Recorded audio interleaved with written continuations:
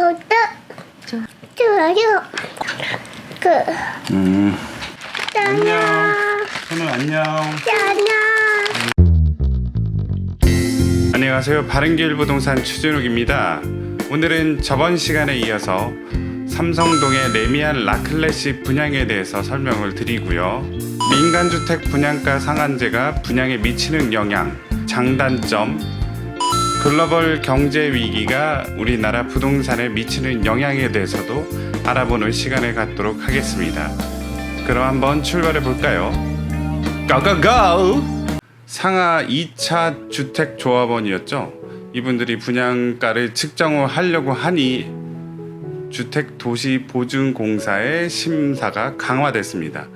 자, 주택도시보증공사가 뭘까요? 주택도시보증공사 HUG라고 하죠. 이 공사의 사업 중 일환으로 정비사업 자금대출 보증을 하는데요.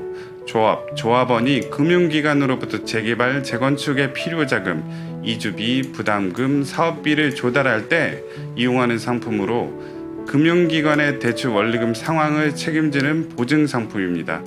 조합이 금융기관에 돈을 빌릴 때 주택도시보증공사에서 보증을 서줘야지 돈을 빌릴 수가 있습니다.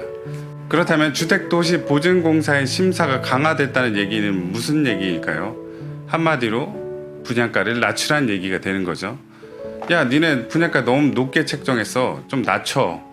싫은데요? 싫어? 그러면 내 보증 안 서줄게 라고 얘기를 하면서 그 분양 가격을 낮추는 역할을 했었죠. 그렇게 되니까 이제 상하 2차 이제 라클래시에서 이렇게 합니다. 아, 그럼 나 선분양에서 그냥 후분양으로 할게요. 선분양과 후분양의 차이는 일정 규모의 주택을 짓기 전에 분양하는 것을 선분양이라고 하고요. 후에 분양을 하는 것을 후분양이라고 합니다. 선분양을 하게 되면 보증공사의 심사를 받아야 되지만 후분양을 할 경우에는 분양 보증도 안 받고 건설사의 연대 보증도 필요 없기 때문에 얘네들이 책정한 금액 이상으로 분양가를 높일 수 있었습니다. 그래서 그렇게 하려고 하는데 갑자기 2019년 8월 달에 뭐가 발표됐죠? 인간택지 분양가 상한제가 발표가 돼버렸습니다. 분양가 상한제, 공동주택의 분양가를 산정할 때 일정한 표준 건축비와 택지비, 건축비랑 토지비, 가산비를 더해서 분양가를 산정하고 그 가격 이하로 분양하는 제도를 말한다. 한마디로 정부가 정해준 가격 이하로 니네들은 분양해라라고 규제를 하는 것이죠. 분양가 상한제가 이제 시행이 10월 이후에 될 것 같다라고 생각을 하는 거죠. 지금이 9월이니까 지금은 분양가 상한제를 적용을 받지 않고 기존에 어떤 걸로 분양가 상한제를 대체했냐? 아까 전에 말씀드린 주택도시보증공사에서 보증을 서주지 않음으로써 분양가 상한제를 간접적으로 이제 제어를 했었던 거죠. 이게 뭔 말이냐? 주택도시보증공사에서 승인을 받은 분양가는 4,750만 원이었습니다.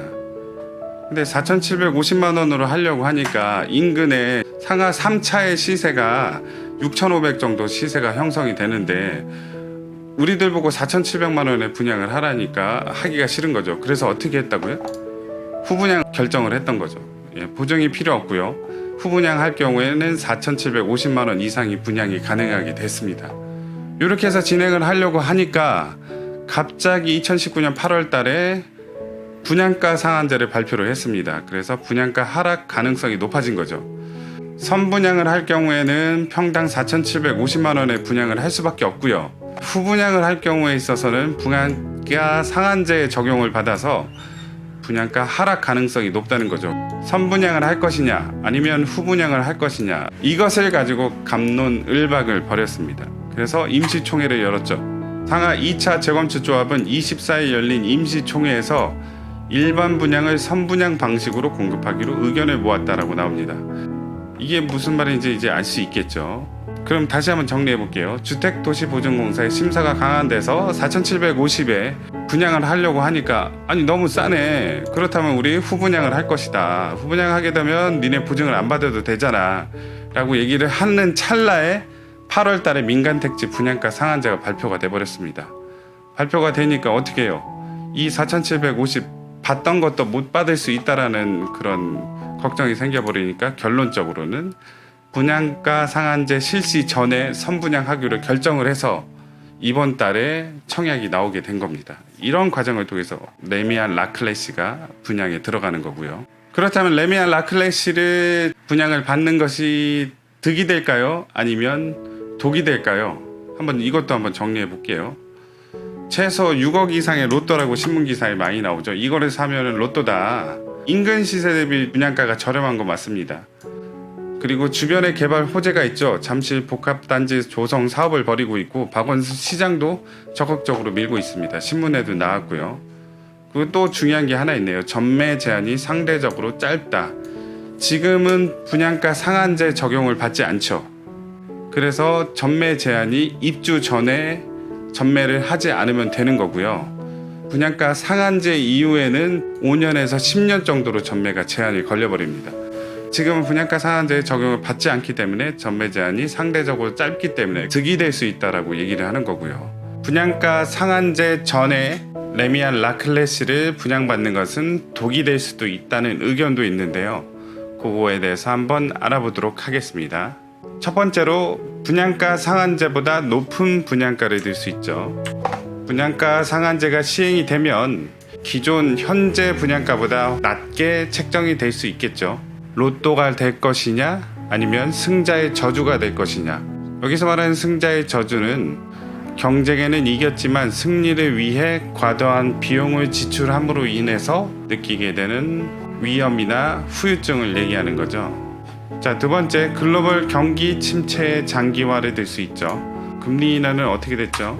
국가별 기준금리 인하폭이 있습니다. 정책금리, 기준금리를 인하한다는 것은 시장의 유동성을 더 확보시키겠다는 의미인데요. 그래서 기준금리 인하는 경기 침체의 시그널이라고 할 수 있습니다. 7월, 8월, 9월 달에 인하를 했는데요. 한국은 7월 달에 인하를 했죠. 특이한 점은 중국 9월 달에, 유로존, 러시아, 미국 등 강대국들이 9월 달에 인하를 많이 단행을 했습니다. 글로벌 경기 침체 장기화의 또 다른 이유로는 무역 분쟁을 들 수 있겠죠. 미국, 중국이 지금 무역 분쟁을 하고 있죠. 그리고 일본은 경제 보복을 하고 있고요. 수출 규제를 강화하고 홍콩이 대규모 반정부 시위를 하다가 지금은 끝났지만 그래도 어수선한 상태이긴 합니다. 그렇다면 글로벌 경기 침체 장기화랑 우리나라 부동산 시장이랑 무슨 관련이 있냐라고 생각을 하셔서 차트를 한 개 가져봤습니다. 서울 아파트 실거래가 지수를 나타난 거고요. 서울 지역이요. 2006년 1월부터 2019년 6월까지의 아파트 실거래가 지수입니다. 쭉쭉쭉 올라가다가 12년도를 기점으로 해서 급하게 우상향할 수 있다고 볼 수 있겠죠. 그러다 2018년도 8월 10월쯤에 고점을 찍고 부동산 발표가 난 뒤에 하강을 하다가 다시 반등한 상태입니다. 2012년에 비해서 좀 급하게 고점을 찍은 경향이 있습니다. 앞으로 쭉 계속 부동산 가격은 오를까요? 아니면 조정이 될까요? 하지만 기존에 조정이 한번 된 적이 있었죠. 이거는 뭐냐? 2008년도 서브프라임 모기지 사태로 인해서 금융위기가 왔었죠. 미국의 경제 위기로 인해서 우리나라 경제도 어려워졌고 그로 인해서 부동산 시장의 하락을 겪었습니다. 참고적으로 우리나라는 3번의 부동산 하락기가 있었습니다.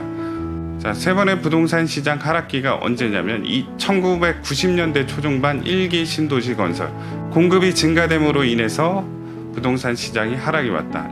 1기 신도시 분당, 일산, 중동, 평촌, 삼봉 등 5개의 도시를 말한다. 1989년 4월 달에 발표를 했고요.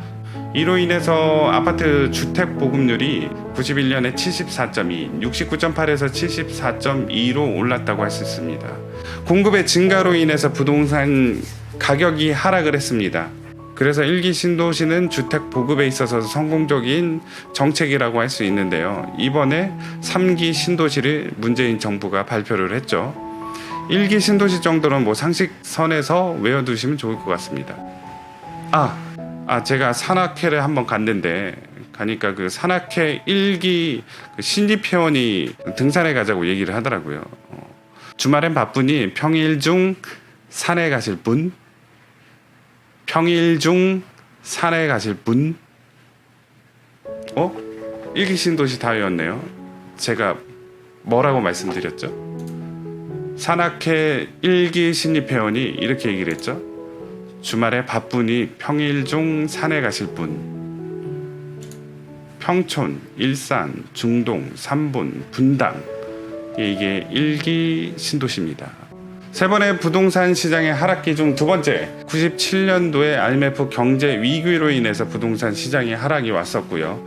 그 다음에 2008년도 금융위기, 글로벌 위기로 인해서 금융시장의 하락기가 있었습니다. 우리나라 부동산 시장의 하락기에는 세 가지 요인이 있습니다. 뭐냐? 공급이 증가하면 부동산 가격이 떨어지고요. 국내적으로 경제 위기가 오면은 부동산 가격이 떨어지고요. 글로벌 위기가 와도 가격이 떨어집니다. 90년대 초, 1997년, 11년 뒤에 2008년 금융위기, 11년 뒤에 2019년이 되겠네요. 과연 금융위기나 경제위기가 올까요? 안 올까요? 현 시점에서 분양을 받을 경우 독이 될 수 있다. 세 번째, 정부의 강력한 부동산 정책을 꼽을 수 있죠. 작년부터 부동산 정책을 정말 강력하게 내놨습니다. 대출 규제, 양도세 증가, 그 다음에 3기 신도시, 게다가 이번에 분양가 상한제를 내놨었죠. 이렇게 지속적인 강력한 부동산 정책은 부동산 시장의 가격을 떨어뜨리겠다는 의도라고 할 수 있겠죠. 하지만 불시착으로 떨어뜨리는 게 아니라 연착륙할 수 있게 만들려는 규제 정책인 것 같습니다. 마지막으로 분양가 상한제가 이제 10월 이후에 언제 될지는 모르겠지만 조만간 시행이 될 텐데요. 이게 된다면 장점 또 단점이 뭘지 한번 살펴보도록 하겠습니다. 장점으로는 분양가가 하락이 되겠죠. 하지만 그 지정된 일부 지역만 분양가가 하락이 되겠죠. 다 지정이 되는 게 아니라 뭐 투기 과열 지구 안에 일부 지역 아니면 뭐 그보다 넓은 범위에서 지정이 되겠죠. 그다음에 그 분양가 하락으로 인해서 아파트 가격이 일시적으로 조정이 되는 건 맞습니다. 왜 그렇게 될까요? 자, 아파트 가격의 상승 그 과정을 한번 볼게요. 아파트 가격 상승 과정, 맨 처음에는 분양가가 상승돼서 분양가가 나옵니다. 그래서 분양가가 높다 보니까 아유 청약 들어가면 안 되겠다. 기존 주택으로 수요가 이동을 하죠. 그럼 기존 주택이 수요가 많아지고 공급은 한계가 있으니까 기존 주택 가격이 상승하게 되고요. 이 가격 상승으로 인해서 분양주택보다 그다지 뭐 가격 차이가 별로 안 나네. 그래서 분양주택으로 수요가 다시 이동을 하게 됩니다. 그럼 수요가 이동을 하게 되면 분양이 잘 되네. 그러면 분양가가 또 상승하는 거죠. 그럼 분양가가 상승하면 또 기존 주택 가격 상승하면 분양주택 이렇게 상승 과정이 계속해서 돌아가는 거죠. 그래서 분양가 상한제 요점은 뭐냐? 분양가 상승을 막아버리자. 그럼 기존 주택으로 수요가 이동하지도 않잖아. 가격이 상승할 염려도 없다. 분양가 하락과 기존 주택 가격의 갭 차이가 벌어진 게 줄어들 때까지 분양가 상한제를 시행을 하겠죠. 그렇게 되면 기존 주택 시장이랑 분양가 시장이랑 안정을 찾게 될 것이다. 그래서 분양가 상한제를 시행해야 된다라고 발표를 한 거고요. 네. 과연 그렇게 될까요? 모르겠습니다. 해봐야 알죠. 자, 그래서 아파트 가격이 일시적으로 조정이 되고요. 실수요자 중심의 시장으로 변환이 되겠죠. 왜냐? 전매제한을 걸어놔 버려서 5년에서 10년 동안 팔 수가 없습니다. 피치 못하게 내가 이 아파트 어디 이주를 가야 된다, 이민을 가야 된다. 그래서 팔게 된다면 LH 한국토지주택공사에서 사드립니다. 분양가에서 약간 높은 금액으로 해서 사드립니다. 그래서 그걸 이제 임대주택으로 놓던지 다른 용도로 쓰던지 해가지고 그렇게 한다는 얘기죠. 실수요자 중심의 시장으로 변환이 됐기 때문에 이제 실수요자들이 기존 주택은 매수 관망하게 되겠죠. 왜? 분양가가 이렇게 싸고 기존 주택은 비싸니까 싼 걸로 몰리는 게 당연한 이치가 되는 거죠. 자, 단점은 뭐가 될까요? 청약이 과열이 됩니다. 당첨자는 특혜가 되겠죠. 로또가 되는 거죠. 분양가 상한제로 가격이 낮아진 만큼 청약은 더 많은 사람들이 들어갈 것이고 당첨된 사람들은 특혜를 받을 것이고요. 그 다음에 주택 공급이 위축이 됩니다. 왜냐? 건설사나 조합원들의 마진이 줄어들기 때문에 재건축을 할 것을 한 번 더 생각을 하게 되고 조합원 입장에서는 재건축을 할 것이라고 생각했던 거를 아니면 리모델링으로 바꿀까? 이렇게도 한번 생각해 볼 수도 있는 거고요. 건설사 입장에서는 100원의 마진이 남았는데 분양가 상한제를 함으로써 70원밖에 안 남아요. 그래서 이거 해야 되나 말아야 되나 이런 생각을 하게 되는 거죠. 그래서 위축은 되겠지만 공급의 절벽은 생기지 않을 것 같습니다. 건축 품질이 저하되겠죠. 뭐 당연한 얘기죠. 뭐 분양가가 떨어졌는데 건설사 입장에서는 마진을 남기기 위해서 건축 비용을 줄이겠다라는 생각을 하는 거고요. 자, 네 번째로 풍선 효과가 일어나겠네요. 왜냐, 분양가 상한제는 지정된 일부 지역만 분양가 상한제를 적용합니다. 그래서 분양가 상한제가 적용되지 않는 지역은 반사 이익을 누리게 되는 것이죠. 이렇게 장점과 단점을 구분해 봤는데요. 분양가 상한제가 10월달에 시작이 되면 정부가 어느 쪽으로 정책을 틀을지 어느 쪽으로 유도를 할지는 아직까지는 뜬구름 잡기이겠습니다. 하지만 우리는 이런 정책에 민감하게 반응을 해서 투자를 하게 된다면 좀 더 좋은 가격에 부동산을 얻을 수 있는 기회가 생길 수 있습니다. 정부 정책에 민감하게 반응하는 여러분들이 됐으면 좋겠습니다. 감사합니다.